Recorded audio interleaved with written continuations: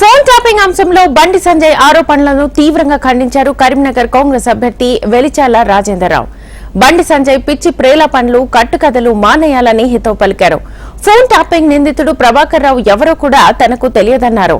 తానెప్పుడు ఆయన్ని కలవలేదని, అలాంటప్పుడు ఆయనెలా నాకు టికెట్ ఇప్పించే ప్రయత్నం చేస్తారని అన్నారు. ఓటమి భయంతోనే బండి సంజయ్ తనపై అసత్య ఆరోపణలు చేస్తున్నారని వెలిచాల రాజేందర్రావు ఫైర్ అయ్యారు. 2018 ఎన్నికలకు ఇప్పటికీ సంజయ్ ఆస్తులు ఇంతలా ఎలా పెరిగాయో చెప్పాలని ప్రశ్నించారు. మాకు కరీంనగర్లో 100 సంవత్సరాల నుండి ఇల్లు ఉంది.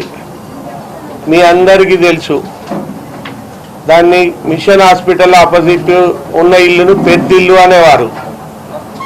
అపోలో హాస్పిటల్ వెనుక పుష్పాంజలి రిసార్ట్ దగ్గర ఇప్పుడు విల్లాలు కడుతున్నారు. ఒక విల్లా రెడీ అయింది. ఆ విల్లాకు బండి సంజయ్ గారు 2-3 సార్లు, ఒక్కొక్కసారి గృహ ప్రవేశం అప్పుడు వచ్చినారు, ఏవో ఫంక్షన్స్ అప్పుడు రావడం జరిగింది. ఆయన నాకు ఇల్లు లేనట్టు, నేను అశోక్ రావు గారి ఇంట్లో ఉన్నట్టు పిచ్చి పిచ్చి ప్రేలాపనలు చేస్తున్నాడు. కట్టుకథలు మొత్తము, చందమామ కట్టుకథలు మొత్తము ప్రభాకర్ రావు గారట. ప్రభాకర్ రావు గారు ఎక్కడనో ప్లాన్ చేసినారట. అసలు ప్రభాకర్ రావు గారు ఎవరో నాకు తెలియదు.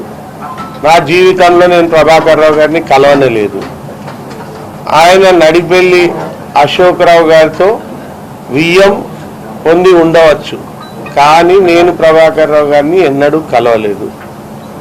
ప్రభాకర్ రావు గారు ఏదో ప్లాన్ చేసి నాకు టికెట్ ఇప్పించడానికి ప్రభాకర్ రావు గారు అమెరికా నుండి అది దోహదపడటానికి ఆయన డబ్బు సమకూర్చాడు.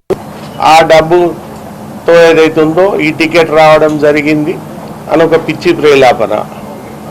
First of all Prabhakar Rao గారు నాకు తెలియదు.